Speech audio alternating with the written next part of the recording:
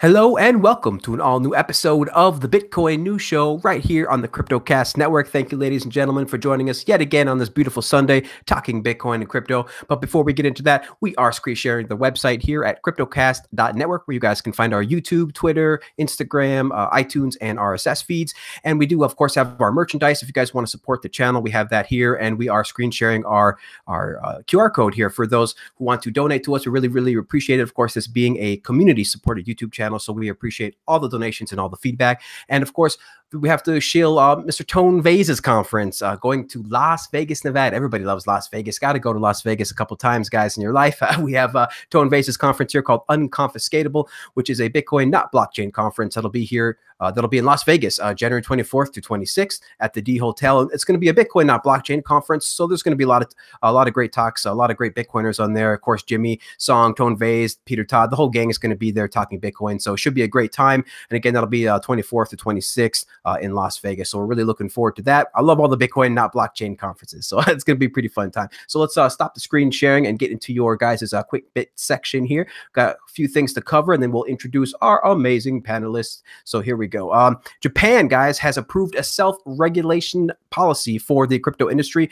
They, of course, are previously known for making Bitcoin a legal tender over there in Japan, and now they're going even further in the regulation. So you guys got to check that out. Japan really seems to be really forward-thinking when it comes to Bitcoin and crypto. And then, of course, we got this next article. Over 90% of UK residents, guys, according to this recent study, has heard about Bitcoin, and up to 9% of them own it. So this was a brand new study that you guys can check out on bitcoinist.com. Of course, I have the links to everybody, all the news here and everybody's information in the show notes below. And then we have Venezuela setting a new Bitcoin trading record last week, as the country seems to be embracing Bitcoin and crypto more than ever. They just continuously set new records on the local Bitcoins there that we can see from the statistics. And then really big win for Bitcoin privacy, guys. Wasabi Wallet 1.0 has been released, and this is really great, really great privacy-focused wallet, guys, by Nopera73.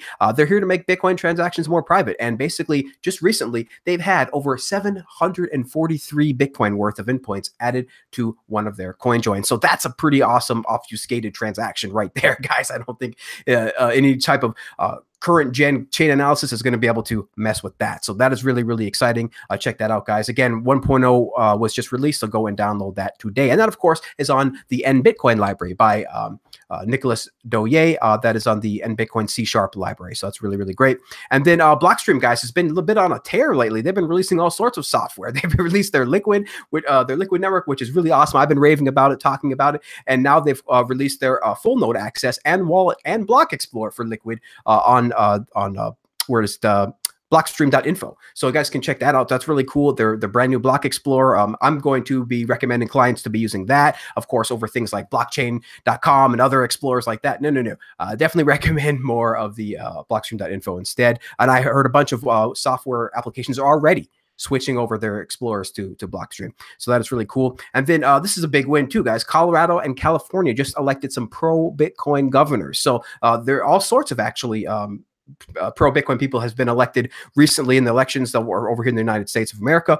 It's pretty cool to see more and more Bitcoins. I see this again as like a Trojan horse, guys. More and more people are learning about Bitcoin. More and more people who are for Bitcoin are getting higher up in the echelon. So that's really great to hear, really great to see. And then finally, victims have sued AT&T and T-Mobile over the SIM swap crypto hacks. And again, I just know somebody recently who's been a victim of this. So it's just really beginning to get widespread as crypto becomes more important, as crypto becomes more valuable and more understood in the mainstream. More of these attacks are going to happen because the phone companies have to do something about this. Right now, we basically have like no recourse. Somebody can just call in with your name and information and get your stuff switched. So that is bad. We need some kind of additional PIN, some kind of additional security in there that we hope these types of lawsuits will bring about. So we'll see what happens. But without that, guys, not a whole lot of news this week, but I wanted to share those stories. With that aside, I want to introduce our amazing panelists today. Joining us for these on this Sunday, we have Mr. Francis Puglia. Francis, how you doing?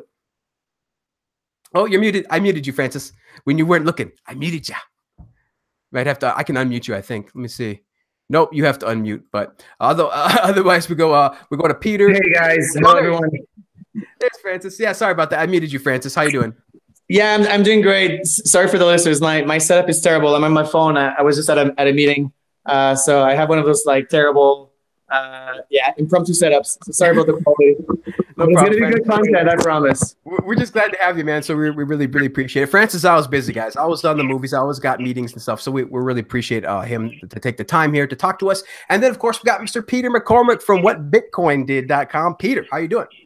I'm doing well, man. Thank you for having me on your show. It's good to see you. Good to see you again, Francis, twice in a week. Yeah, I can't believe it's been this long. I can't believe I went this long without having Peter on the show. So really glad to have you on here, Peter. I was on your show as well on What Bitcoin Did. That was a fantastic interview. I had a great time. Francis, as you mentioned, was just on. So you guys got to check out Peter's podcast, guys. What Bitcoin Did. Very, very interesting. Very cool. So let's see. So I am getting some feedback from you, Francis. So I might have to have you mute while we're talking, but let's get into the first topic here. So the first topic is kind of a big one. It's kind of really, really important to me as a big advocate of the UASF last year. You know, this was the anniversary, technically November 11th is the anniversary of them canceling SegWit 2x, and basically the community, the No 2x, the grassroots organization, the people running their full nodes sort of won that battle, and that is really, really, really great. So it was unprecedented. It was heard throughout the world. Everybody knew about it. And so I want to talk a little bit about it. Maybe get we'll start with Peter and get your thoughts on this. Peter, I'm not sure how involved you were of the UASF last year, but I'm sure by now you of course have read upon it and talked to many people. You have a lot of great people in your podcast, so I'm sure it came up at least a couple times. What are your thoughts on that whole battle, and do you think that that these sort of effects are going to be like just reverberating for years to come? Yeah, very interesting. I didn't realize it had already been a year. I can't believe a year had already gone by. I didn't realize till somebody said it. And, it was a very interesting time. I at the time was learning myself about scaling and what it meant and the different ways to scale Bitcoin, whether it should be on-chain, off-chain. I took the position of interviewing and meeting people on both sides of the argument and just doing everything I could to try and understand it. But I think probably it's a very good reflection point now of what was a very important time for Bitcoin. And I almost feel like I try and imagine a bit like the man in the Iron Castle, what would have happened if the fork had gone ahead? Where would we be? Who would be developing the code for Bitcoin? Would have been under Jeff Garzik. What would have happened? I almost find it kind of scary to think about. And at the same time, find it quite interesting that on the same day that it was the anniversary, we also had Roger Ver commenting on contentious forks because of what's happening with Bitcoin Cash. So I just think it's a very important reflection point. One of the things I've been myself talking about recently with various guests is that Bitcoin seems to have an immune system that gets stronger and stronger the more it's attacked and the more things that happen. And I think the SegWit 2x was something that was very good for Bitcoin. I think it was very good because of what happened with UASF and what Luke kind of pushed forward there to prove that it wasn't miners in control, and that actually the as far as I'm aware, bear in mind I'm very limited technically, but as far as I'm aware that the users did control what would happen with Bitcoin. So I'm very glad it happened. I think it was a very good part of the history of Bitcoin, and I think it forms a really strong part of Bitcoin's immune system. And I am personally, despite what a lot of people will say and dislike, and the things we hear about Core, I'm very happy that they are still in control of the Bitcoin code base.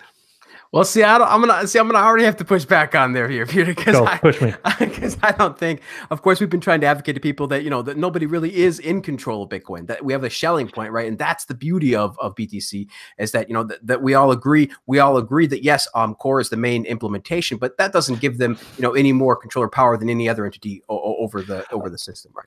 Of course, yes, there are different implementations of Bitcoin, but again, I'm my limitations are quite obvious with technically, but as what I'm aware, the Bitcoin Core implementation is the primary implementation that most people use, and I'm quite happy with that. Absolutely, absolutely, yeah. And of course, we were pretty happy to see that too. I mean, again, the core team has built Bitcoin from nothing, from handed to Satoshi, from Satoshi. So they've been working diligently for years and years. I mean, the optimizations that has gone into Bitcoin is just amazing. I mean, people are all over the place. They were looking for 50 and 60 and 70% gains on all of these different ways of accessing Bitcoin, all of these different parts of Bitcoin. We're talking about if people could get a 50% win, the whole community, all of Bitcoin talk forum, we just jump up and be like, yes, hooray, we have optimized it. This particular part of Bitcoin is now 50% faster, and we can see that all of these wins over the years has added up to be pretty astronomical, because now you can sync Bitcoin, which with more transactions than ever before, right? You can sync it faster than ever before, despite being bigger, larger, and having more transactions and more complexity. You can actually still sync it faster. So there's just been so many big wins, that Core has produced over the years. And again, just Core, is not, and again, just to remind people, Core is not just this single group of people, of a few people, right? It's a development process that is agreed upon by hundreds of people around the world. And, I'm talking about this again, guys, just so we're talking about this UASF, we're talking about the anniversary of No2X, again, to remind people of the power. We need to remind people of what happened. We were there, we were on the battlefield, we were on the front end. For sure, me and Francis,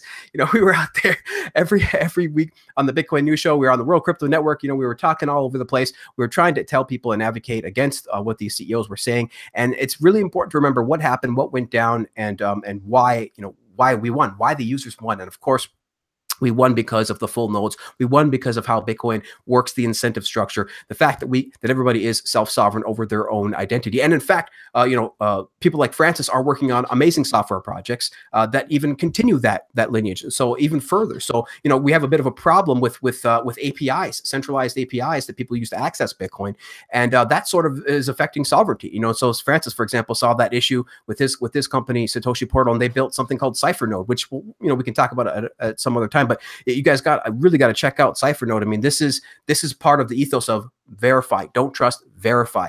Eschewing third-party resistance. Making sure that we can have self-sovereignty over our own money. So let's talk a little bit with Francis now. Francis, it was a touch and go situation, man. I mean, I was just on the Kaiser show, Max Kaiser show, talking about the importance of UASF and being the anniversary. Maybe you can tell us a little bit from your perspective, kind of what it was like during those end times before. Because I remember the tweet. I still remember the tweet, Francis, that you tweeted. It'll always be ingrained in my head. I think all you tweeted was, "Did we just win?" ?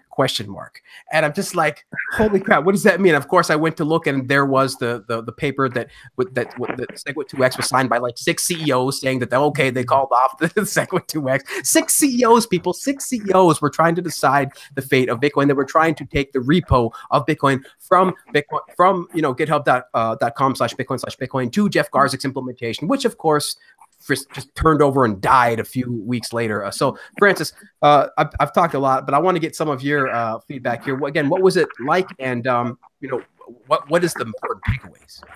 Yeah, so that was, I think when they abandoned SegWit2X, it was a very dry email, if I remember correctly. It was like a really dry email on the mailing list that was like really anticlimactic, and it was like something like, "Oh yeah, it's over. We're not doing it." So I was very happy. I was switch audio.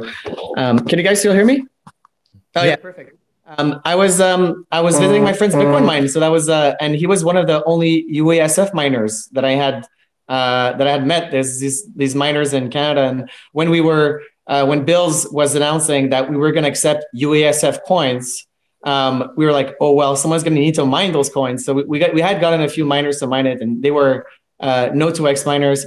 So No2X is probably the single most, I think, bullish thing that happened to Bitcoin. And like, in my opinion, it's like probably because it is proof.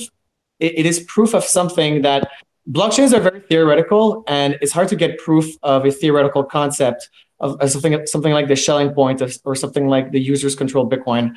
And people need to really understand like how hard the SegWit2X fork was being pushed. I mean, you had this narrative that there was like 90% of the hash rate of all the miners, like 90% of all miners were going to push for SegWit2X. The mining pools had done had signed agreements. If you added everybody that had signed agreements, it was like 90%.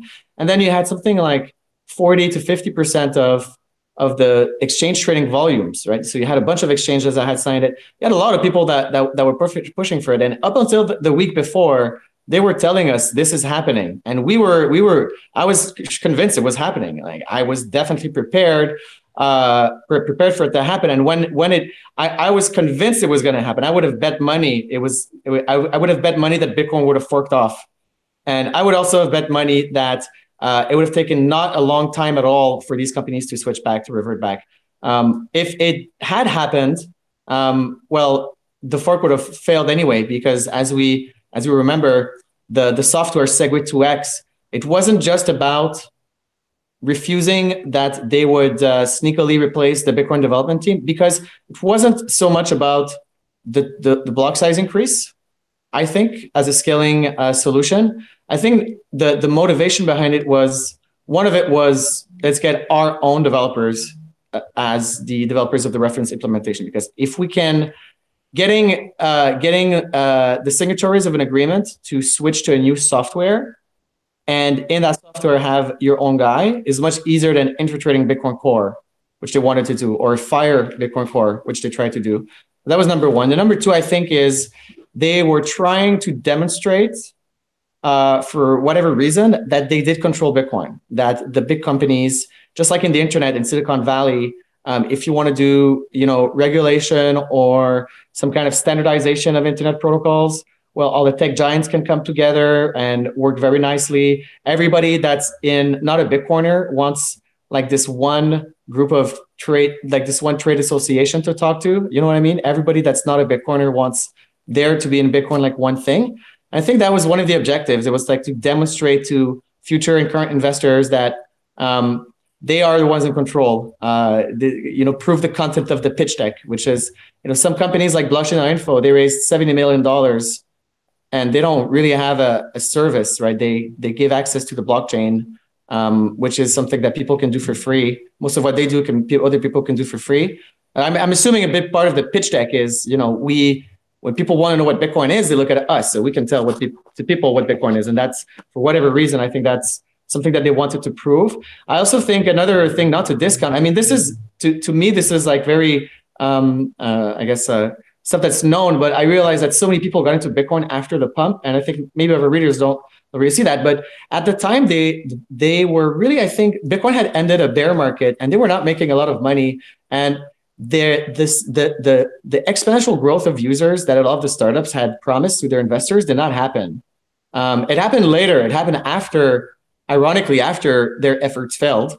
Once they were beaten, then they got all the user base to come back to their services once their strategy was foiled.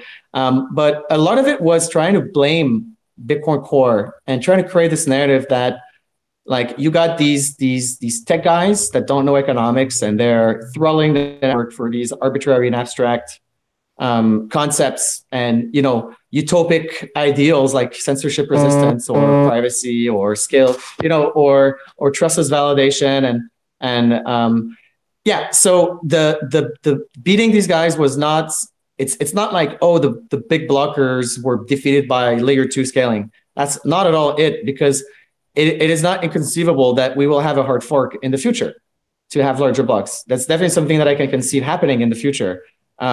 It's never not going to be contentious, but it is something that it is possible it could happen. Realistically, twice the size of a block wasn't in its own right the end of the world. In terms, it wasn't going to break Bitcoin that the blocks are twice as big. What was going to break Bitcoin was the way that it was like they decided that they wanted it, and they said that they represent their users, so they had the weight of their users. But so that's the victory is the victory of the narrative in people's minds. It was an intellectual victory. Right, Bitcoin is like the Schelling point. The Bitcoin works technologically because of consensus and the Schelling point, and it was an intellectual victory for Bitcoin, and it's a rallying cry. And it, when UASF passed the first time, I had some wealthy investors that I told them when we got SegWit, I was like, okay, now is the time to invest in Bitcoin.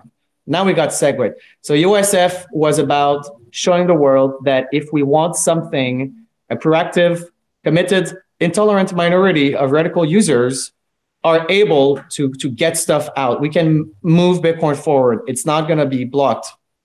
Like a lot of the fears is that, yeah, you can't censor Bitcoin, but you can stop it from being anti-fragile, for example. You can stop it from evolving. You can leave it as is, and it's going to rot. It's gonna ossify and get broken. So USF was, we can get stuff done if we're very proactive.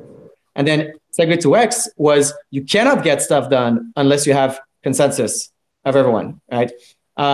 So yeah, I think it was a great moment. That's the main difference for me between Ethereum and Bitcoin, is that SegWit 2x happens in Ethereum like on a quarterly basis. It's a normal occurrence now to have we've decided to do X monetary policy. That's it, by the way, guys. We've decided to have a little bit less reward on the miners on the blocks. Sure. So yeah, yeah, we've done modeling, and we think the miners should have 17% less rewards as Q3 2020. So that can't happen in Bitcoin. The rules of Bitcoin, and one thing that was really important was that someone that was running Bitcoin like a while back would not be on the same chain as me. I would not be on the same chain as the one that they bought into. They would need to buy into a new thing. So it was breaking this promise. Like when you invest in Bitcoin, you invest in a promise that it will not change. Like you buy into the rules once, right? And to maybe my last comment was one of the things that was really interesting is these periods dramatically kind of push forward the intellectual conception of consensus, the way that people think about it, understand it. It was a beast that was misunderstood and not really well known. I think now we know a lot more about how, like what consensus, like what Nakamoto consensus is and how it works. And I think we're much more sophisticated in understanding our system, because a lot of us, like we live in a system that we don't understand, and it's sometimes scary. Now we understand a lot more consensus, how it works. And the core developers they performed so well over the past few years, particularly through these challenges. And one of the things that appeared to me is like, I'm not a Bitcoin Core like diehard fan, in the sense that in my terms and conditions, for example, before the SegWit 2x fork, I identified what Bitcoin was to our company, and it was Bitcoin Core 14.2.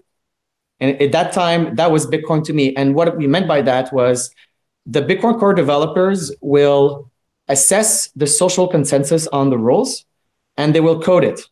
And when we say that, for example, when Peter says that Bitcoin Core is in control, I think I understand exactly. You are correct in what you mean. I think the vocabulary is more like the current Bitcoin Core implementation is the accurate shelling point that people spontaneously wanted to migrate to anyway. Like if people were able to code themselves a Bitcoin client, people would code something that works alongside Bitcoin Core, right? And then, for example, the CEOs of the Bitcoin companies, they said, we have assessed that consensus is somewhere else. There's another place in consensus. That's not what you guys think it is. We think that we're right, that consensus is somewhere else. And if Core is not going to code it, we are going to code it. And what they did wasn't necessarily like an antithesis to how it's supposed to work. It is supposed to work like that. But you're supposed to realize you're not in consensus way before, 3 days before, and way before you tell people like me on Twitter, like, fuck off, it's happening next week. Like there's nothing you can do, and there's nothing you can say. And it's like they made up their mind in a hotel room, and then it was done for that.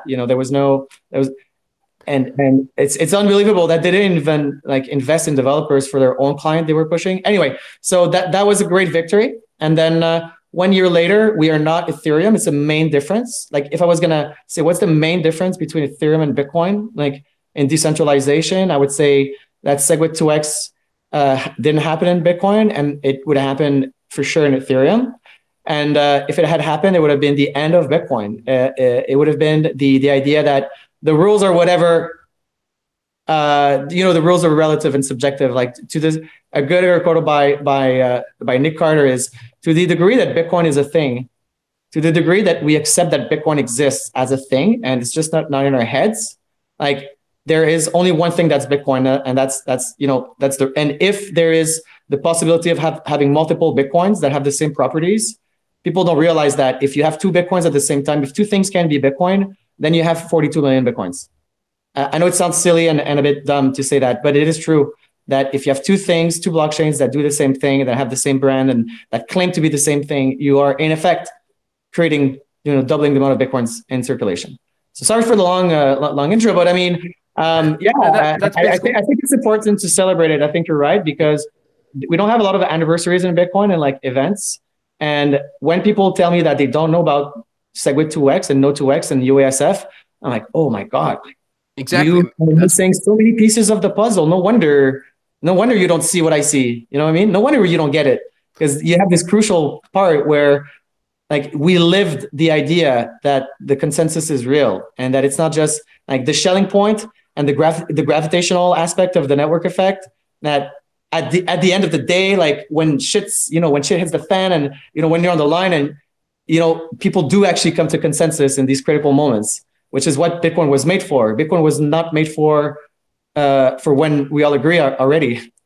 Exactly. Right. So that was some great points, Francis. Great points. I just want to quickly summarize and get Peter's thoughts on this, because basically the UASF was to show that we could come together, right? If we wanted to. UASF to show that we could come together, we could move Bitcoin forward from a grassroots perspective without the need for any third party. And then SegWit 2x showed that no, you can't just go and change Bitcoin without consensus. You need what UASF had, which was consensus. And that was so just two big things there. And I got some more points, but I want to hear from Peter on what he thought about Francis's thoughts and sort of on his perspective a little bit more on this UASF. What do you think about this, Peter? What Francis said, what I've been saying. What are your thoughts? Well, it's one of the things I found most interesting, I think I discussed this with Francis this week, was I went through the exercise of trying to look through the chronology of the scaling debate, the different kind of opinions and different times people believed in different things, the different potential implementations. And there was plenty of times where key Bitcoin people were more than happy to go up to a 2 megabyte block size. So obviously, I think what Francis says about the block size, it probably wasn't really about that. This was more about control of of Bitcoin. But the thing I found most interesting, I can't remember if it's something I read or I heard it on Laura Shin's podcast, was where Barry Silbert said that we managed to get a bunch of people in a room, a number of companies came to an agreement very quickly. And the developers like. You're breaking up a bit there, Peter. Maybe we can have him repeat in a second. But basically, what Peter was saying was for sure is that this is what happened. Like Barry Silbert with a couple of other people, sort of 6 other people, they sort of came together. I was kind of like, yeah, of course you came to an agreement very quickly because into. Are you there, Peter? No, he's still lagging. So, but yeah, this was just crazy stuff, guys. I mean, they went into the back door of a backdoor meeting, and they said that they were going to, that they've come together to change Bitcoin. And remember, they had the narrative, as Francis said, they had the narrative. Everybody, I mean, even like Mad Bitcoins on World Crypto Network was like, well, they got everybody, they might do it. I'm trying to tell people that look, there is going to be a black swan event. There's no way that they're going to be able to take over Bitcoin like this. But they had the great narrative. They had 90% of the miners supposedly signaling, right? They had all the major businesses with signed, a big huge thing that says signed CEO. I mean, literally, like Francis said, if we had to bet, we would probably bet against ourselves. Like I would bet against UASF. I didn't think that was going to actually go through, but we did it. We had the passion. We made sure that we got our beliefs out there, and people seem to align with it. And, it was just a big, huge thing. I mean, we put UASF hats out there, Samson Mao's hats. Everybody was wearing the hats. Francis has got pictures of him wearing hats and stuff with miners. This is just, my hat hangs behind me there.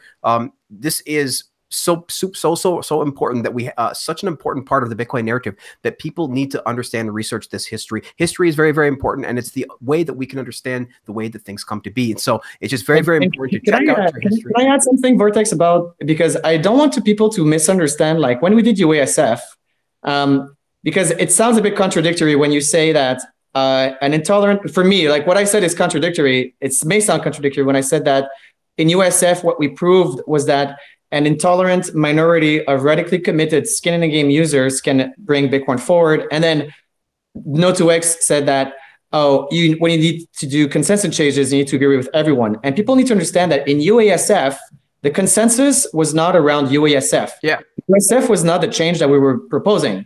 It was around this SegWit. It was around for SegWit 2x. It was around this whole narrative that the big businesses were pushing. Well, it was strictly SegWit. It was actually the goal was SegWit is part of the consensus. Before SegWit activates, we know that people want SegWit.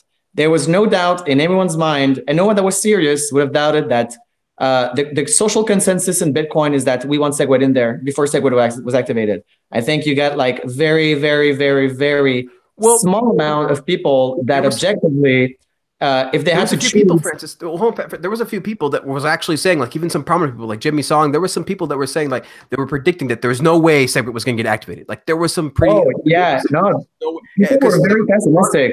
Yeah. Oh, people were very pessimistic, and I had made a long bet like on January 1st, saying that SegWit2x was going to get activated this year, and that it was going to be the biggest financial technology milestone of the decade. And I think it is. I think like if you look at financial technology, like other than the existence of Bitcoin, I think passing SegWit is probably one of the biggest things. So that's important. Like UASF was controversial, but we were getting the activation of the consensus, which was not controversial, which is a big difference with the No2x. And maybe I kind of still waiting to hear Peter's story, but the actual scaling, I think what he's talking about is called the New York Agreement. And we were at Consensus, the conference in New York, and that's when the UASF movement really came together, because we all showed up and we had the same hats. And we did hang out at, a Blockstream party, and all the USF people were there. And it was the moment where everybody realized that like the USF guys are real and we're committed. And it wasn't just like Twitter. Like when you meet 25 to 30 entrepreneurs and people in person, and we're all on board with UASF, people are like, okay, so when we do the jump on UASF, because it's game theory, it's like the prisoner's dilemma, these Bitcoin consensus changes and stuff. So when we jumped on board with UASF, we needed other people to join us, because if we jump alone, we're exposed. If we commit to a chain or we commit to something and people don't join us, we will lose money, we'll lose our shirts. So meeting in person and meeting the other Bitcoin entrepreneurs, and what made USF win was that people believed in the skin in the game. People believed in the commitment. It doesn't matter the scale of who was there. It was yes or no, are they going to go down before they abandon USF? And no, yeah. And the way that 2x happened, just for the story, is that in Consensus, they actually did have a meeting, and they had sent like an email, and it's like, whoever's at Consensus, let's just like, there was like a private email of companies, and I didn't go, a bunch of us didn't go. And they went to the back of I don't know where it was, but they signed this agreement.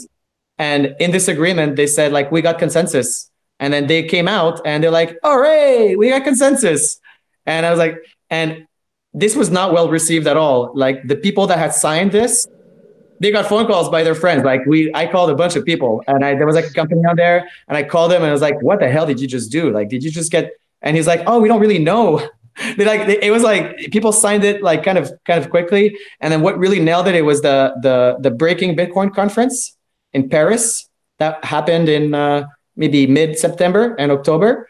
And there was about 180 technical people of the Bitcoin community there.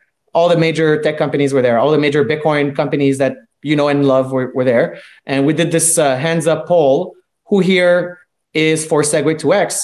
And there was not a single person. And actually the only single person that I thought was for SegWit2x had misexplained that they weren't, but they thought it was going to happen. So they were for it anyway.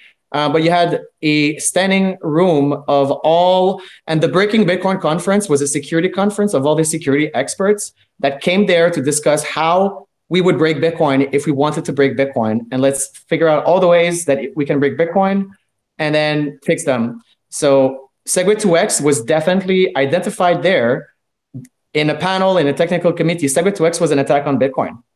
And that's when the narrative came about. SegWit2x is an attack on Bitcoin. And when you talk about the blood cells, I think is it Peter of Vortex that mentioned the blood cells, or like Bitcoin is immune. We are the immune system, like because World Crypto Network, right. Thomas and I over there, we started the No2x hashtag. Yeah, exactly. So the immunity of Bitcoin is the people that were like, no. And at the end of the day, I'm still very surprised and happy they didn't go through with it, because I think they definitely had the power to push it. I think we got extremely lucky. Remember what happened was we did get lucky too, but remember also, of course, it was going to be extremely expensive for them because even Garzek admitted that no miner wanted to spend that amount of money to mine a chain that nobody was going to use. So they just literally couldn't even get miner support. So they actually ended up being forced to cancel because the entire ecosystem said no to them. They literally couldn't even get enough miners, despite having 90%. Remember, this was the same a few months ago with 90% signaling of miners, and they still couldn't get them, despite what they were signaling, they still couldn't get them on board for this chain. And that's what's really important. Is another important thing that we learned is that miner signaling means nothing. Yeah. And the last point for the readers and investors in Bitcoin, and like if you're pitching to an investor in Bitcoin, he's gonna many of the questions will surround the fact that, so how do you know that the amount of Bitcoins won't increase? Like, how do you know that? How do you enforce that? How do you know that things won't change in a bad way in the future? And then imagine if we fought to the death, basically, to make sure the size of the blocks wasn't 2 megabytes, which is like, it's not a huge like deal, to be honest, like in the grand scale of things as a change. Imagine how difficult it would be to introduce like a blacklist in Bitcoin. Or imagine like how difficult any rule change that they would sneak in that would benefit some people or others, which is what like Bitcoin does as sound money. Like the rules of the systems of money always change eventually. Like people always find a way to dilute the money supply somehow. Like changing the rules of the game. Once you get in power, everybody tries it. Like that's why it always happens. And we've seen that through history. We've seen that through history. Yeah. We've seen them debase it. We've seen them chip coins. We've seen them introduce different metals like we did in the US here. So we've seen that. And that's true. I want to get Peter, though, now that he's back. I want to get Peter's thoughts again. You left us there, Peter. So no problem. It looks like you're smooth, running smooth now. So go ahead and we'll let you comment. It was my son. He switched his PlayStation on and started playing Fortnite. That'll do it. The Wi-Fi. So I just ran up to him and told him to turn it off. Okay. So I'm not sure where I got cut off, but I said I'd been one of the things I've been doing is going through the chronology of the scaling debate to try and understand the whole journey. And I was finding things back from 2009. Obviously, things started to change a lot in the last couple of years, but there were even times where people who are now supportive of smaller blocks were supporting larger block sizes. I think I saw at one point Adam Back was supporting the 2 megabyte increase in the block size. So what was very interesting is I completely agree with Francis' point that actually this wasn't really about the block size. This was more about Bitcoin itself, the heart and soul of Bitcoin and control of it. And one of the things I found very interesting was an interview with Barry Silver. I think it was Laura Shin, where he said, we've got a bunch of people in the room. The developers, declined to join us, and we had the miners and we had the companies. And they very quickly came to an agreement on increasing the block size and activating SegWit. And I was kind of like, well, of course, because they have a commercial bias and a short-term financial incentive. Whereas what I've tended to find is with developers, they tend to think a bit more long-term. They think about the user experience, and they're trying to build a protocol that's here 10, 20, 30, 40, 50 years. And therefore, they tend to be a lot more patient, think slowly, move slowly, because they understand the risks of making bigger mistakes. And therefore, I kind of, what was kind of interesting is that I think, again, Francis is right. If this fork had gone through and Jeff Garzik and whatever team he had implemented can taken control, a precedent would have been set that you can get a bunch of commercial elite companies and miners in a room and make a decision and have essentially a monetary policy meeting. And I would have thought it would have been a lot easier to lean on Jeff and his team to get changes to the network how they wanted had it happened. So yeah, I do also, as I said before, I do try and envisage where we would be, what would have happened if the fork had gone ahead, and thank God it didn't really. Yeah, it would have been. It's a scary thing to think about, but it's something we have to think about, And this is just an amazing, unprecedented situation where the users actually won, right? The people actually overthrew the corporations, and that just doesn't really happen too much, especially in the U.S. We got all these people lobbying like crazy. Everybody knows that you can't go up against, a pharmaceutical company. Usually, like you're just going to get owned by their 12 or 15 lawyers. But this was a win for the people, and this was why it was so important, and I think hit home so much for me too as well, because of course I've been studying the financial system for a few years and realized that how much trust we've placed into these people and how much they've abused our trust. And so again, it's important to remember that this core development process is as Peter says, about longevity, right? About 10 years, 20 years, 100 years now into the future. This is not about trying to just onboard people to a PayPal 2.0, right? Like Roger and other people, they just love to just talk about, Bitcoin for the payment, better economic freedom, and all these things. And it's like, look, you're not going to get that if the protocol itself is being run in data centers, right? Like that's just PayPal 2.0. And I really love what some of these analogies that people are throwing around now about, working on Bitcoin, the importance of it. It's like a nuclear power plant. It cannot be thought of as just willy-nilly new app, quick break things, things like just go through things quickly and break things. It's no, dude, this is so much money on the line right now. It's not just the $100+ billion market cap. Like this is the future of a decentralized monetary system outside of the state. This is the future of what we can build without permission. And so it's so much rides on this, so much is at stake, because as so many people in Bitcoin have said, if Bitcoin fails, that's it. The store of value proposition for cryptocurrencies is done. Like that's it. We now move into a 100% totalitarian surveillance state. Like that is what would happen. This is sort of I like to say, almost like the end times. Like this is really the end times. We are deciding as a people, as a planet, how we view money and how we want that money to be controlled. And really, we've not had much of a choice in that in the past 1,000 years, but now it's all out in the open. We have the internet, information age. Everybody's having a say, and we are figuring this out and hashing this out. And it's just so the UASF and No2x and SegWit2x is just such an important story, such an important part of Bitcoin's past. And so I just wanted to make sure that we at least tell a little bit of it here, a little bit of a slice. We can never, of course, give you the full importance of it, but I tell you, it was an absolutely fascinating time, and I'm just so glad to see that we've moved on from this, and that we are now moving into things like fungibility and privacy, because we've sort of got the scalability thing down. And I just want to say one last point, just real quick, Peter, just so important what you said, Peter. It was never ever about block size. As Francis says, 4 megabyte would have not been the end of the world. This was about control over the repo, control over the network. The miners wanted control. The CEOs and the corporations, they wanted this control. They wanted the ability to change Bitcoin on a whim to, as they see fit. And that is what the community eschewed. That is what the community fought against. And so that's just really, really important. Go ahead, Peter. Yeah, so I just wanted to add to that. And I think one thing that happened that was quite obvious to me as an external person, was there was two very distinct personalities on display, and two different set of agendas that were on display, which contrasted each other well. The first was Barry Silbert, who, by the way, it's not that I dislike Barry, but he has built, obviously, a digital currency group. It's a group with an incentive structure around the growth in individual currencies and performance. And, his companies have performed very well. They've made a number of people very, very wealthy. But he has a very distinct incentive structure, which isn't just about breaking the deadlock. Although I do believe part of him did just want to break the deadlock, but he has an incentive structure, and to have a closed door meeting, it just feels insane. So that was one side of the coin. I just thought, God, this is a side of Bitcoin that I don't want to see.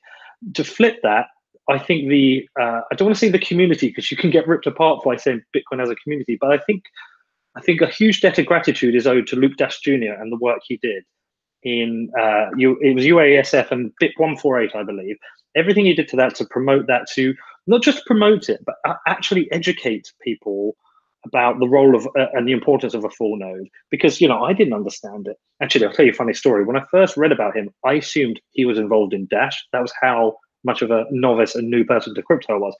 And I think also, therefore, if you celebrate Luke's work and you appreciate what he's done, I would recommend anyone go and check out his Patreon page, because obviously he's raising funds now to support his work in R&D with Bitcoin. I've become a patron. I think, Francis, you haven't you? I think everyone should go and check that out. I think you can get him for like $10 a month, and we should support him before everything he did, because he was a very key person in shall we say, winning, Francis. He was a very key person in us. I want to say us. There's a lot of words I don't want to say, but I think you understand my sentiment. I just think we owe a debt of gratitude to him, and throwing him a few bucks each month to help with his project is a good thing. Yeah. Peter had some people on his show that upset maybe some parts of the community. So Peter is like very, very, very careful. You can tell about what he says. Over here, we don't really care, Peter.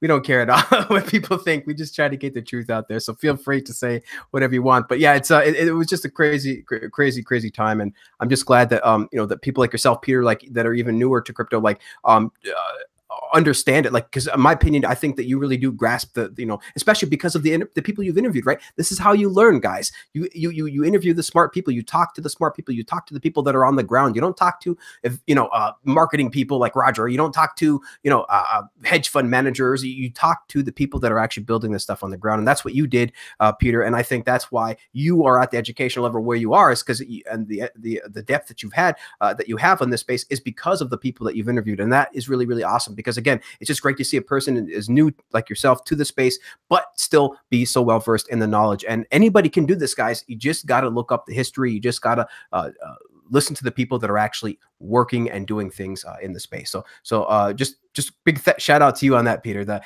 really enjoy your content on what Bitcoin did. Thank you. And again, the stuff that you've learned, I've seen you learn. I've seen all these other people. I've seen so many people over the past couple of years learn more and more, and that's just really great to see everybody's educational level just kind of rising. Everybody understanding a little bit more each day about what Bitcoin is. So very great conversation, guys. I think we can had it there. We've been at that one for a while.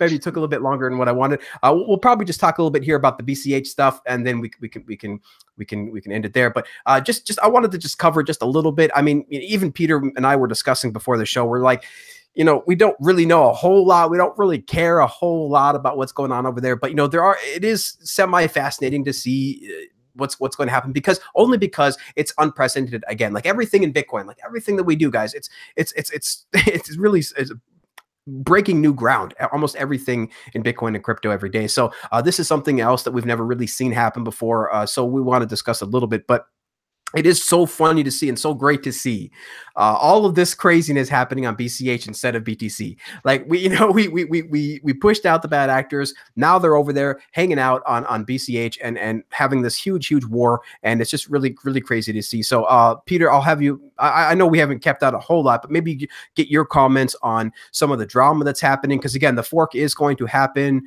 November 15th. So we're only a few days away. So I want to get your thoughts on what's going on over there, Peter. So it's quite interesting, because I really don't know a lot about what's going on, actually, apart from the few tweets that go into my stream. I've not found it something I'm that interested in finding about. I was very interested at the time of UASF and Bitcoin Cash happening. I was super interested then. I wanted to learn about it. And actually, one of the funny things is, and I get burned to the ground for this, but actually, I'm really glad I interviewed Roger.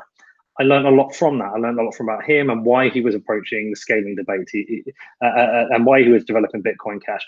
And I think all of these things on a long enough time scale are good for Bitcoin. I'm glad that Roger is developing Bitcoin Cash. I'm glad that he's essentially attacking it sometimes. I think of it almost like a boxer, right? I'm a big boxing fan. And when you start boxing, they don't put you straight into a 12-round fight. They put you into a 3-round, then a 4-round, then a 6-round. That you fight against different journeymen, and every guy you fight is usually a guy you should just beat, and then you get you another guy that you should just beat. 12 to 15 fights in, you start to fight the people you might lose against, right? And then you fight a southpaw, or you fight a guy from, it might be a guy from the East Coast of America, and then you fight a guy from Leeds, and the whole time you're learning more and more about how to become a boxer. And I just think like every single attack on Bitcoin strengthens it, because nobody seems to know where Bitcoin will be in 10 years. What functionality is going to be required. Without all these attacks on it, it doesn't strengthen. So I actually think it's become a lot stronger because of it.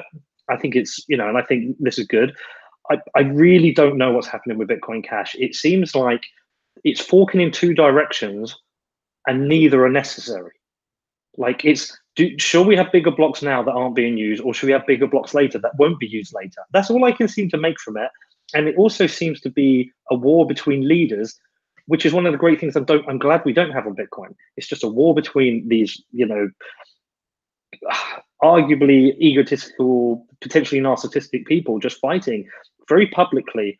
And I'm so glad we don't do that. I much prefer the Bitcoin way, where it's just lots of enthusiasts arguing rather than like these leaders fighting. But it's good that Bitcoin Cash exists. Maybe under a different name would have been better, because it's good to see what happens with bigger blocks. What happens with, we've got a live use case. For me, that's good. And I know, the likes of, I don't know, Dan Darkpeel will just call me an idiot and tell me to shut the F up. But I think these things are good for Bitcoin, and I'm glad they're happening. As far as the details concerned, I'm not aware, because I don't really have that much of an interest in the project. it seems to be a very unnecessary civil war. I'm much more interested in seeing what's going to happen with privacy with Bitcoin, which potentially is another civil war within Bitcoin itself. Absolutely, absolutely. Yeah, there's always going to eventually be a war in Bitcoin because, again, nobody controls Bitcoin. You see, that's the big part. And it's so funny. Roger likes to say that now. He's starting to use that in Bitcoin Cash all the time. He's like saying, "Oh, the Bitcoin Cash is so decentralized that none of us can even like decide on what it is." But it's like, come on, dude. Like Bitmain, the central bank of Bitmain owns 1 million BCH. That is not. And of course, there's only and then 3 or 4 people above that own, in the millions. So literally 70+% of the supply is owned by less than, by basically half a dozen people. So it's just kind of crazy that Roger throws that out there. But I want to throw out a few stats before or in a second here as well, but so people are informed. But it's just crazy. Like you say, the war between leaders, that is something that we don't have in Bitcoin, because there are no leaders. We got some people that can throw mud on social media, like myself and Francis. We can throw some mud out there, but there is simply no leaders, and that is a big win. And that is what we're seeing in BCH. Is we're seeing these leaders because again, the amount of control that they have over the supply is absolutely massive. So they are in fact leaders. Where in Bitcoin, it's so distributed, dude, and it's been out for so long. It's and it only gets more distributed with time because we don't have central banks of Bitmain holding 1 million BCH. Like, it's just kind of crazy. So it's just really funny to watch the fact that the Jihan went all in, dude, on that peg. They went all in on that peg to the point that where they have close to 1 million BCH. So, but in my opinion, I'm just really glad to see that the war between leaders move to other chains. And me personally, what I believe is that most people in the BCH camp are simply technically illiterate. That's why they're over there. If they were technically literate or did the research to become technically literate, they would find out what sound money is. They would understand what sound money is. But this is but they're not trying to create sound money. They're just trying to create PayPal 2.0. And for a technically literate person, that makes a lot of sense, right? That totally is like, oh, a new PayPal. Yeah, it's better. It's freedom for the world. Like it totally appeals to some of these libertarians who are not technical. But the fact of the remain is, if you are technical in any way, shape, or form, you understand what gives Bitcoin its power, what makes it decentralized, what makes it censorship resistant, right? And it's those full nodes. It is the fact that it has a finite cap, the fact that there's nobody in control. This is some of the power of Bitcoin, really. And I think what people argue today really is probably the #1 property of Bitcoin, literally the #1 most important property of Bitcoin, which of course can be controversial. Everybody loves their parts of Bitcoin, but really, in my opinion, the most important part about Bitcoin is its limited cap. This is what is going to drive all liquidity into Bitcoin like a freaking black hole. So I want to get Francis's opinions now on some of this stuff. Oh, actually, let me just give a quick few stats here. It looks like BitPay, Binance, and Coinbase have sided with ABC. And I guess the mining pools as well, BTC.com, Antpool, BTC.top, via BTC, Bitcoin.com. They have all sided with ABC as well. The current price on the futures, the HIT BTC futures, is BCH, ABC is at 0.06 of a Bitcoin, and the SV is at 0.01. So it looks like the ABC is winning 6x there. But it's just so funny to watch these guys. They are going to splinter into infinity. This is what we predicted. People like Francis predicted, smart people like Nick Zabel. This is what we've been saying, is that, if you don't have consensus like we do in Bitcoin, you will eventually just splinter into infinity. So Francis, let's get your thoughts on this so far, on this craziness. Again, I don't know how much you pay attention to this. I don't pay a whole lot. Me and Peter don't pay a whole lot of attention to this, but it is just kind of funny to see all of these things playing out just the way that we thought that they would if this was ever to happen, where there was this other chain with no consensus. But go ahead, Francis. Well, I don't watch much TV anymore, so gotta get my lulls somewhere. Gotta get a drama somewhere, man. It's true. I don't watch TV. So this is Bitcoin season 10, ladies and gentlemen. Yeah, and it's great. It just keeps giving, and there's unexpected dramas coming out and revelations. Every week's new episode is always full of new stuff. It's great. I actually didn't follow much. I know there's a fork, obviously. I know there's stuff going on. I know a lot about Bcash. I know a lot about the Bcash history. I know a lot about like certain implementations. Like I've been following Calvin Ayre, founder of Bodog, for a while. There's a lot of online gambling in Montreal, where I'm from. They're known to be roaming around the city from time to time. So I've been following these guys. Ironically, and this is a perfect follow-up to the discussion we were just having about, obviously, UASF SegWit2x, because one of the ways to conceive like the difference between Bitcoin and non-Bitcoin, and like Bitcoiners, like what's Bitcoin's magic ingredient? And we talked about skin in the game, but there is another level, which is soul in the game. And soul in the game beats skin in the game. And there's a lot of money in Bitcoin, and a lot of people have like skin in terms of like a stake. Like, Barry Silbert has skin in the game. Like he will be exposed to big downside if Bitcoin fucks up, right? But I'm not sure he's wagering his soul. And when you're playing a game of chicken with someone else, and like, or a game of chicken to the death, like two cars colliding to one another. Yeah, I think you'll bet on the guy who's like staking his entire soul in there. Not only will he go bankrupt, but his identity will be smashed and destroyed. And like, I'm tempted to bet on Craig Wright and Calvin Ayre, because Jihan and Roger did the worst thing they could ever do. I think they're too exhausted. They're too tired. They showed signs of weakness. They showed their compromise. They showed that they were weak hands. How did they do that? How? Well, Roger's meltdown just a few days ago, that was a big one. The YouTube video that was pretty hilarious. Sorry, go ahead, Francis. But multiple of the posts that I've seen, that I've shown, where people are like, oh, we got fooled, second thoughts. Whereas Craig Wright and Calvin are just, boom, boom, boom, boom, boom. They're using the UASF technique. I think that's pretty obvious. I mean, Craig and Calvin are using the UASF technique, which is, it's a fight to the death. And, I'd rather die than see. It's such a weird thing. It's like such a niche kind of like religious, like branching off. Like it feels semi-religious, but this is how money is, guys. Money is so important to us. But sorry. And just as a side joke, I bet you in like 20 years, there's going to be a huge fight in between, was Bitcoin born on the day of the white paper or on the day of the Genesis block? And you're going to have these two like radical religious sects that are fight to the death over this asinine detail, which is kind of like what Bcash sounds like right now. And it's funny, obviously, it's good, because at this point, there's not a lot of pity. I don't have a lot of mercy or pity for Bcash victims, because technically, like, I mean, it did go back to where, like, the parity with when it launched. So, I mean, if you're still in Bcash now, like, you're dumb, like, or what's like, or what's going on, like, or unfortunately, maybe your investor gene pool doesn't deserve to reproduce in this space. Like, maybe, I don't know.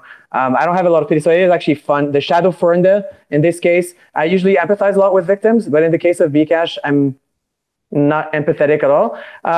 So I don't know what's going to happen. I'm betting on the crazy ones. Bet on the crazy ones. So I'm betting on. I should do. If I want to bet on it, you know what I should do? Yeah. So you go to HitBTC. I mean, if you want to bet on this whole thing without actually buying BCH, which God help you, great. Just go to HitBTC and BTC to bet on either BCH SV or BCH. And you should be able to bet there. Now, of course, HitBTC is one of the lowest grade exchanges out there, guys. So just I'll bet $20. I just want to have that stake. I just want to feel it. And then another thing that is worrying me. A few things worry me about Bitcoin central point of failures. I am, and some of the early Bitcoin adopters that are not on Twitter. I had a discussion with some of them this weekend. We went out. Unknown people in the space, but early adopters. And we were all three worried about the hash rate increasing despite not readjusting to price. And we start to see a lot of, I start to see a bunch of daggers in the shadows. And one of the things that worries me is in Bcash, coins are decentralized, but there are personalities, and the governance is sometimes effective and not.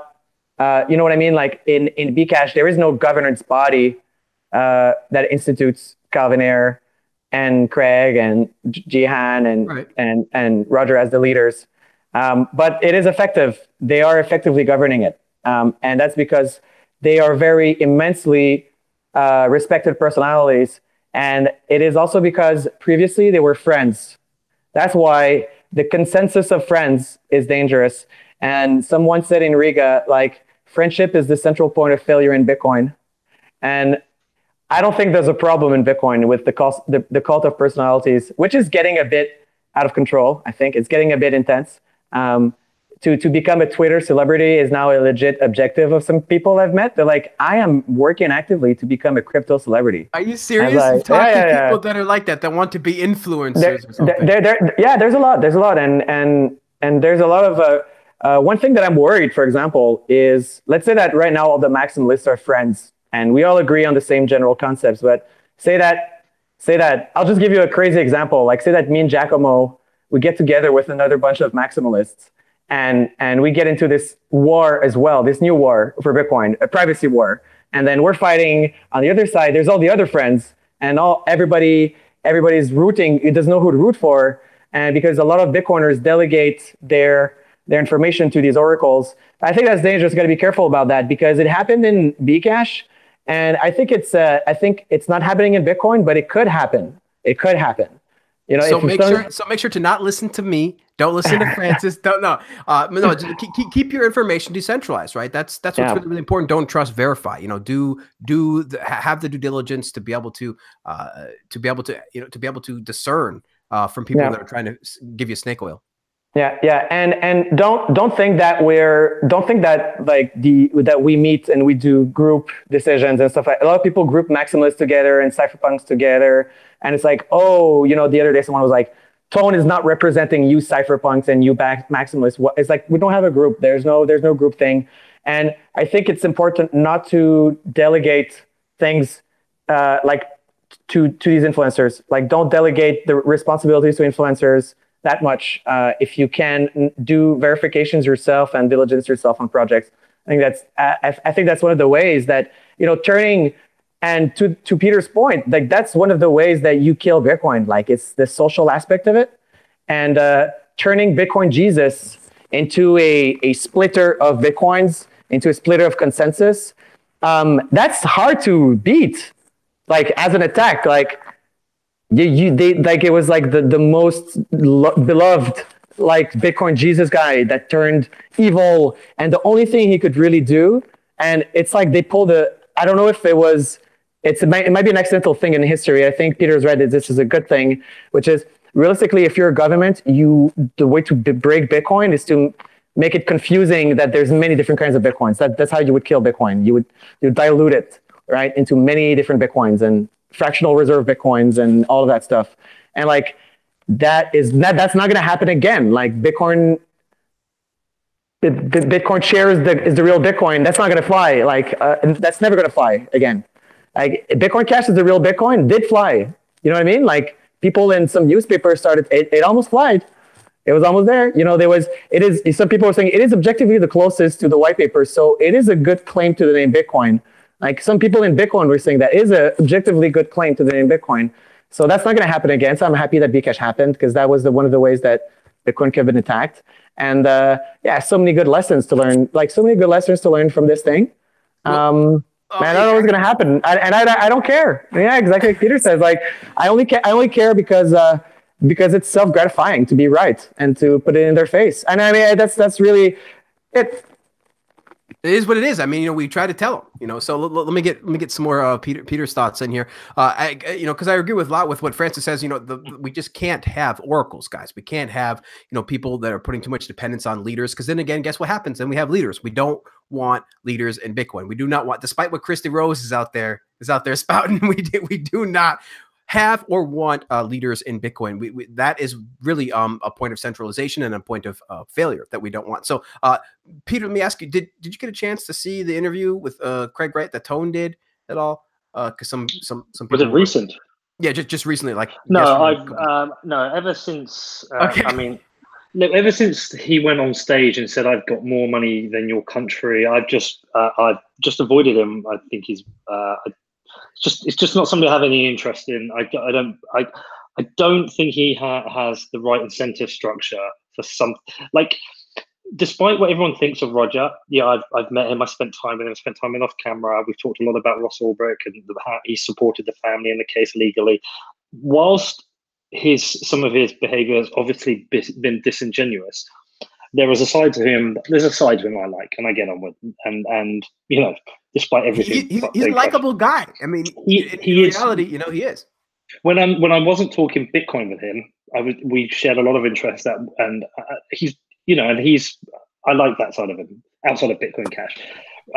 With Craig Wright, there's not a single thing I like or care about. I think his incentive structure is wrong. I think he's verging on abusive, and I think the way he speaks to people is just something I don't have an interest with. So no, I haven't checked out his interview with Tone, and I probably won't. And that's probably hypocritical, as I did my interview. But no, that's okay, because I just want to see, because some of the people in the chat were asking, they wanted this comment, but basically, so I saw it.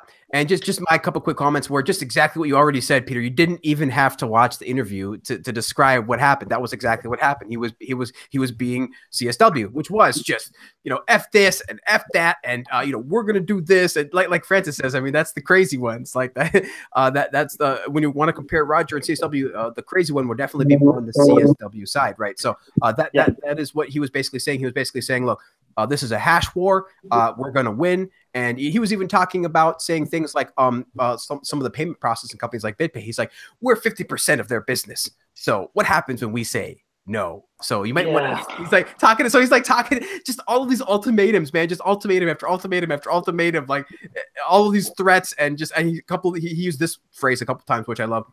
And that's all I'll say. Well, it's crazy. He just kept going on.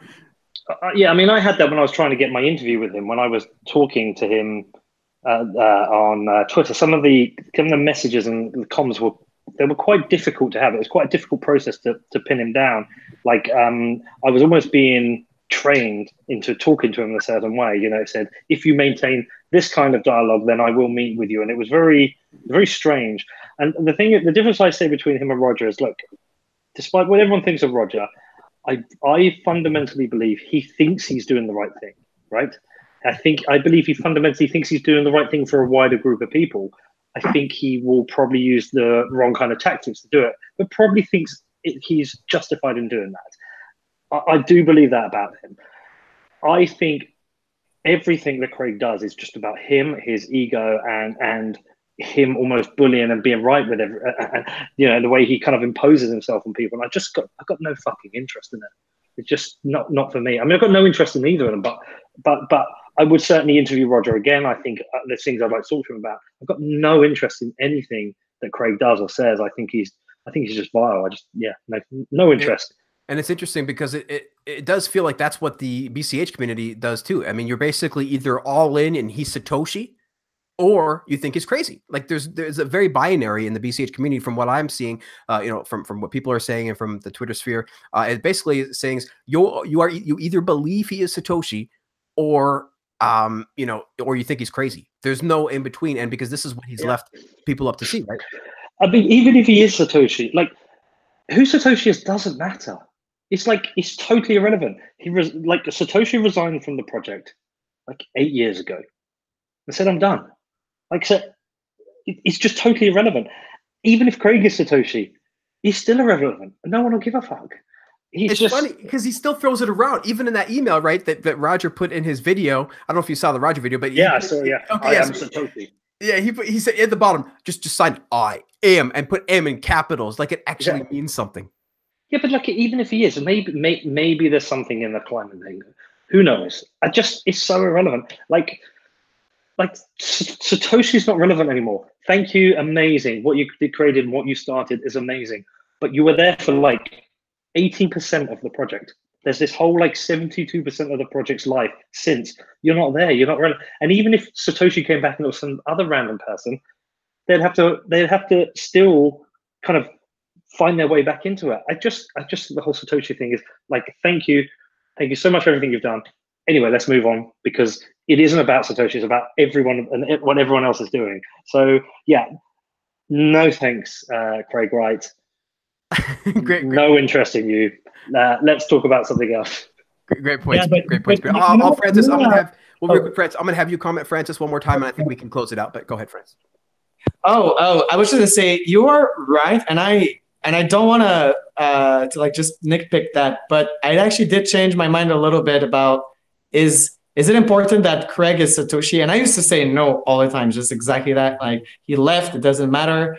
But like it does matter a little bit. It does matter a little bit in the sense that a lot of Bitcoin's strength is is the narrative that people believe in, the story, which makes it very powerful. It's like this anchor. So it's the narrative. Well, Fritz, it's the narrative. Then it's not actually Satoshi anymore. It's Satoshi's narrative. Satoshi's narrative. Well, yeah, but I think just in general, to have these for the same reason that we want to celebrate the new 2x anniversary. The anonymous founder myth of Bitcoin is pretty important in like people's minds. To, for example, like what if even, for example, look at Charlie Lee. Charlie Lee doesn't control Litecoin to the same degree that if Satoshi appeared today, he would be kind of like Charlie Lee. He doesn't control he doesn't control anything. But say that Charlie Lee says like, in order for Litecoin to really develop, I'm just giving a random example, we need to actually change the inflation schedule and make it linear, not logarithmic. Something like that. If Satoshi came back and said, Satoshi actually did want to make the inflation schedule linear. Maybe I'm afraid of that. I don't know. But Satoshi did actually want to make the inflation schedule linear. He didn't think about capping it. And then I was looking at the old emails, and it was like people like Hal Finney were talking to him about it, and they were discussing it. And then later, there was a cap. If Satoshi comes back and says something, one thing's for sure, Satoshi's identity does not matter, but the people did believe Craig Wright was Satoshi, and more people believe Craig Wright was Satoshi than I think a lot of people are happy that they didn't say that publicly now. But people definitely did believe he was like influential people, and some people were ready to welcome for a short time. There was some influential people for a short time, but for me it took me about it took me like 3 hours to just figure it out, because there's some things like even the signature. I was like, I will not trust the crypto. Like, this guy's not Satoshi. Like, it took me about 5 minutes from listening to his interview. After the 8th time where he's like, F off, I'm like, yeah. So yeah, Craig Wright is such a spectacle, and he's such an asshole too. Like, he's such a bad, evil person. And for sure, and in his email, you know what he said? It's like a typical abuser, like in an abusive relationship. He's like, to Roger, he's like, I was gonna give you the proof, but now no. He's like, I was just about to finally prove it to you. It's like the Scientology. It's like, you were just about to get to that other level, but then no, you won't get to the last unlocking of the biggest scam. That's the biggest identity for a scam if I've ever seen one in my life. I was about to show you proof. See, with people who have proof, they're not afraid to show it because it's true. The only people that are afraid to show proof. Well, yeah, the only people that are afraid to show proof are people without proof. And a lot of his sales pitch is that he has 1 million Bitcoins because he's Satoshi. I don't know if you saw that. He's like, I have 1 million Bitcoins, therefore I can sell 1 million BCH ABCs. And he's like, I will dump all my BCH ABCs. And he's like, you know what he said? He said, I will dump my BCH ABCs and buy Bitcoin SV, and I'll sell my Bitcoins and buy Bitcoin SV, pump Bitcoin SV and crash BCH ABC. So he is actually saying, he's actually using his Satoshi identity to power his thing. Like, obviously he's not gonna, it's bullshit. Imagine if it wasn't bullshit. Imagine if he is actually Satoshi, that would be nuts. That would be freaking hilarious if actually the real Satoshi crashed Roger's coin. That would be funny. Well, we would be the fools, and I don't know, I would take like a 1 week vacation, and I would be like, turn off my computer. But yeah, so again, I think we've talked. I think after today, we could actually do something after today. We could actually never mention Bcash ever again. I think we could probably do like one episode. I rarely mention it. Just in life. I think next week we can do an episode on what happened with the fork, and then we can forget Bcash ever existed and never talk about it again. I think it's time. I think it's time too. I agree. And for most of this year, in fact, earlier, like in February, March, I'm like, okay, I'm done. I tweeted out like I'm done talking about block size. And a little bit after that, I'm like, I tweet out that I'm pretty much done talking about BCH, and I really haven't talked a whole lot about it until the fork nonsense that's coming up. So of course we'll talk about it around this fork, but after that, we're not going to mention it. You won't see it really across my Twitter. You won't see it. We don't do shows about it's time to move on. I mean, they've abandoned. I mean, they just need to, they've abandoned already. You know, I think they gave up. Some of them gave up already. And a good sign of that is I decided to go to Acapulco or try to attend it this year, because I didn't want to go before because it was a big blocker Bcasher conference. But then I was like, it's irrelevant anymore, right? So let's just treat it as the irrelevant. It's as irrelevant as Bitcoin XT. Let's just not talk about Bitcoin XT anymore. Nobody talks about Bitcoin XT anymore. So nobody talks about BitConnect anymore. It's it was the joke of last year. Bcash was it was last year's joke. There's going to be another joke next year. Let's find a better joke to laugh about. There's always going to be a better joke, but we're going to close it out. I'm going to give you guys each the floor one last time real quick, and then I think we can close it out. So Peter, go ahead. Closing thoughts, man, on today's discussion. What do you think? Gosh, yeah. I mean, I agree with Francis. I would probably say a little bit closer to it because of what I do and having keep an eye on what's going on. But I would.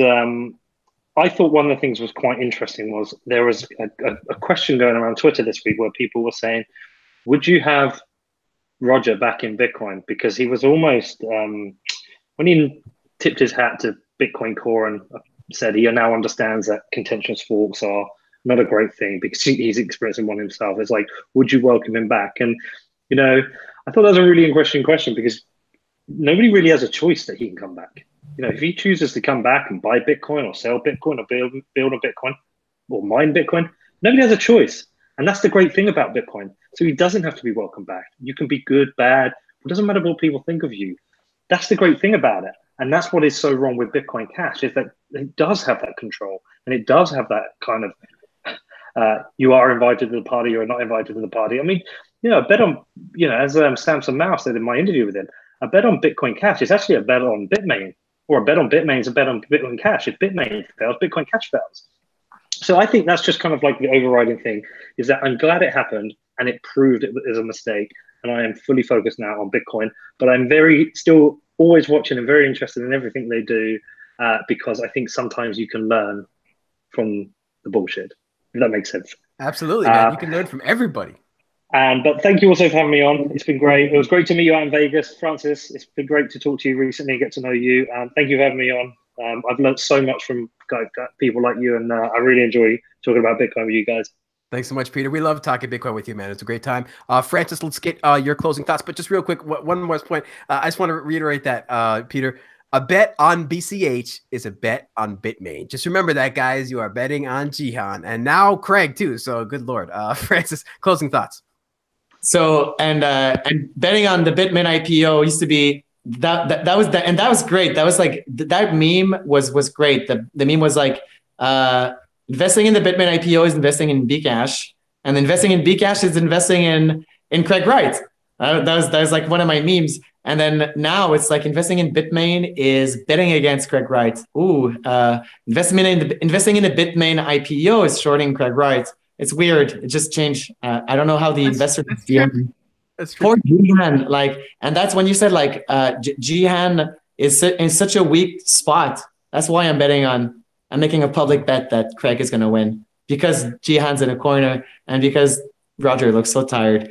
And you're right, Peter. There's no. And I was just going to say that there's no welcoming Roger. And it's like a club. You're not in or out. Like Roger is already in Bitcoin. He's probably very much in Bitcoin. He has huge stash of Bitcoins, I'm sure. He's probably got a lot more Bitcoin than I do. Yeah, definitely. I just don't want maybe a Western Californian just general view to permeate too much in Bitcoin in that sense. And I would say I would heed the words of Nassim Taleb, which is honorable people punish. And a lot of people, they're like, oh, they just forgive because they're Bitcoiners too. We shouldn't forgive. We shouldn't forget. Roger is not welcome back to any one of my private parties. And I don't want to see him around. And I wish to not see him anymore. I personally, I would like for that not to, I don't want him in there. I want him to retire and I don't have any control over his life. But I think this is, this is a lot of people will not feel any consequences for all they've done. Most likely, the promoters of the coins that fuck up are also the ones that are at the top of the pyramid and are the insiders. So they're also the ones that profit.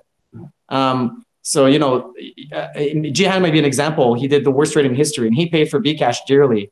And Jihan created Bcash, by the way, and people don't know that, but Bcash was not, Jihan himself created Bcash as a way to troll UASF. After he tweeted that photo of the Jonestown massacre with UASF, he was like, oh, you want to do your UASF? Well, I'll do my UAHF.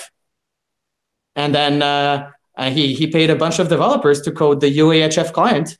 And then some other people took it over after they abandoned UAHF.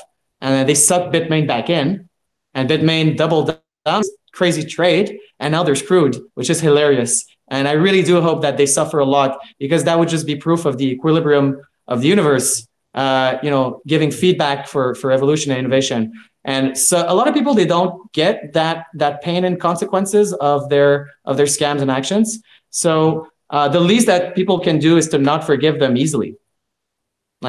That's a big important point. I mean, we have to continue calling out people for what they did. Of course, try to forgive, but don't forget, right? Remember what they did, and you can welcome in whoever you want, but we're never ever going to forget what Roger did to BTC. The freaking propaganda that he did, that he went on national television with, and national radio with, and all of these crazy memes that he put out there, where hard forks is just an upgrade and that kind of stuff. That will never ever be forgotten. Either will Jihan's actions either.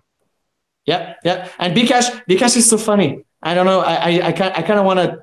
I feel like this is the last time I'm ever going to talk about it. So I feel sad that I'm leaving a topic. I want to continue to trash it a little bit more.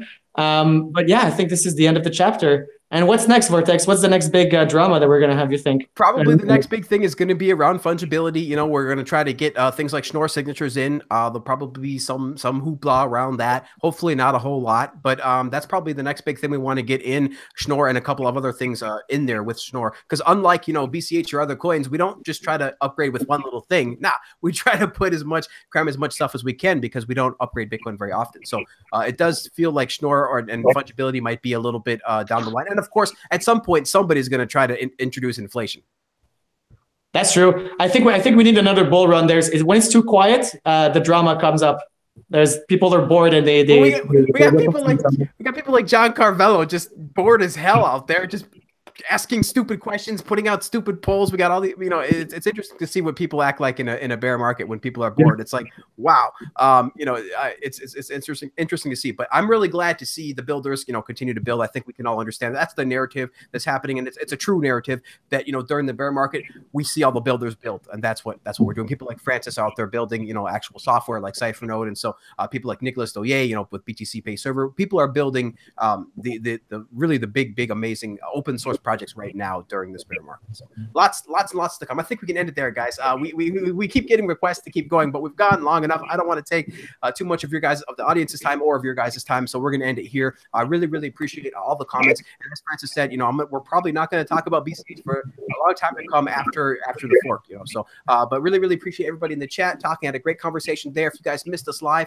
definitely check us out in the comments. We had over 140 live viewers, so really appreciate everybody again coming together to listen to us talk about Bitcoin and hear our crazy ramblings about Bitcoin. We have a lot of shows here on the CryptoCast Network. We have the Crypto Q&A show it's going to come on every Thursday, and we got more of Bitcoin Matters with Beauty on coming down the pipe as well. So lots more stuff to come, guys. And of course, we do this show, the Bitcoin News Show, every Sunday live at noon Pacific and 3 p.m. Eastern time, and we usually have amazing people like Francis and Peter on the show, so we really appreciate everybody here. In fact, I didn't, just real quick to close it out, Peter, just tell us where we can find out more about you. I didn't do that yet. So. Oh yeah, I'm What Bitcoin Did everywhere. So if you search for What Bitcoin Did, actually I changed my Twitter handle to my name. I'm trying to separate me getting into little dramas and wars from my podcast brand. So I'm on Twitter at Peter McCormack, but you can find me at What Bitcoin Did. My podcast is at What Bitcoin Did.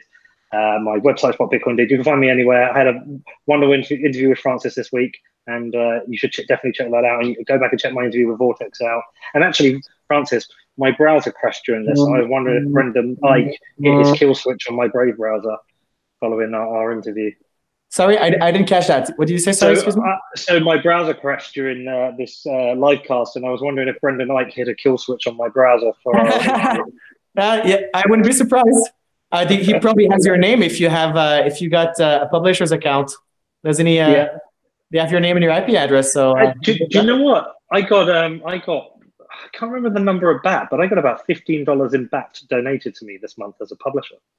Oh, that's awesome. I mean, like $15. I'm going to convert it. I'm going to convert it to Bitcoin. Can you keep them for me and buy me a beer with it? Like if we use those specific BAT for me. I couldn't buy you a beer, but I'm going to convert them into Bitcoin. All right, guys. Francis, where can we find out more about you, Francis? SatoshiPortal.com, Cipher.node.io, bylls.com, and Twitter. If you want to hear more, just go on Twitter. And also obviously the Bitcoin News Show pretty much every Sunday. Yeah, that's where you'll find Francis, guys. Doing lots of awesome stuff over there with Bitcoin. He usually names, far more companies than anybody else that comes on the show. Everybody's just like one thing, but Francis is like all over the place. So thanks again so much, guys, for joining. We really appreciate it. We'll see you next Sunday, and guys, keep tuning into the CryptoCast Network. You can always find us on Twitter at CryptoCastNet, and of course the website CryptoCast.network. So until next time, guys, keep talking Bitcoin. We'll see you later. Thanks, everybody. Bye.